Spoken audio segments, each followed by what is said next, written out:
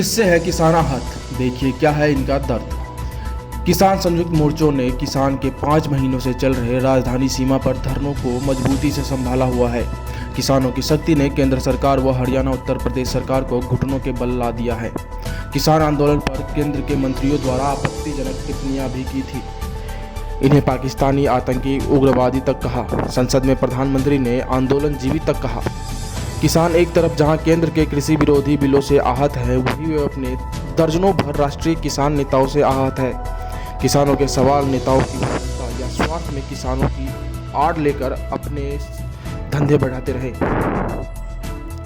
बाबा महेंद्र टिकैत के बाद 2007 में कृषि विधेयक की शुरुआत में ममता बनर्जी ने रेल मंत्री होते हुए विरोध किया था। मामला संसद की केंद्रीय कमेटी से किसानों तक पहुंच गया।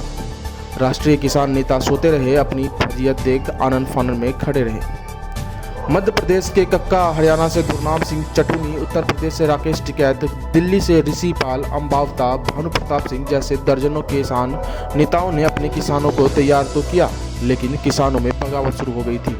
ऋषि पाल अम्बावता को राजस्थान के किसान ने नकार दिया था। सभी के साथ ऐसा हुआ। कांग्रेस सरकार के खिलाफ घोटालों की आवाज उठी, कृषि विधेयक की बात उठी तो किसान भी जाग उठे। लेकिन किसान नेता ऋषि पाल अम्बावता ने तो भाजपा को अपना लिया और राष्ट्रीय उपाध्यक्ष बन गए थे। चुनाव नजदीक आते ही किसान नेताओं ने कांग्रेस नेता दिग्विजय सिंह के यहाँ टिकट के लिए डेरा डाल दिए थे। किसानों का कृषि विधेयक ज्यों का त्यों लटक गया। भाजपा की दूसरी पारी में सरकार बनते ही कृषि बिलों को मजबूती देने के लिए केंद्र सरकार के इशारे पर हरियाणा सरकार ने 17 जनवरी 2017 को डेवलपमेंट एंड पंचायत डिपार्टमेंट द्वारा गजट नोटिफिकेशन हो गया था, लेकिन नेता सोते रहे।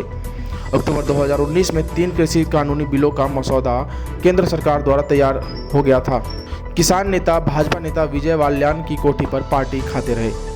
जनवरी 2020 में कोरोना की हवा फैली, मार्च में लॉकडाउन लग गया। लॉकडाउन के कारण जून 2020 में तीनों कृषि बिल पास हो गए। किसान धोखा खा गए थे, तभी से किसान धरने पर अड़े हैं।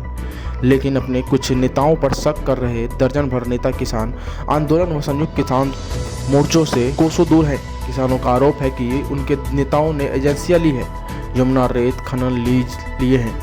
ये सब किसानों को खबर द्वारा जानकारी मिली। इस खबर के बाद धरने पर बैठे किसान आहत हैं, फिर भी किसानों की जीत की उम्मीद है। अपनी खाल बचाने के लिए कुछ नेता अपनी हाजिरी भरते हैं। किसानों का यह दर्द है कि हमारे 400 से ज़्यादा किसान शहीद हो चुके हैं। किसी राष्ट्रीय किसान नेता ने इनके लिए शोक सभा तक नहीं की और ना ही उनके परिजनों के घर जाकर सांत्वना दी। यही पीड़ा किसान और उनके परिवार को खटकती रहेगी। दिल्ली से हिट इंडिया न्यूज़ के लिए जयशंकर सुमन की रिपोर्ट।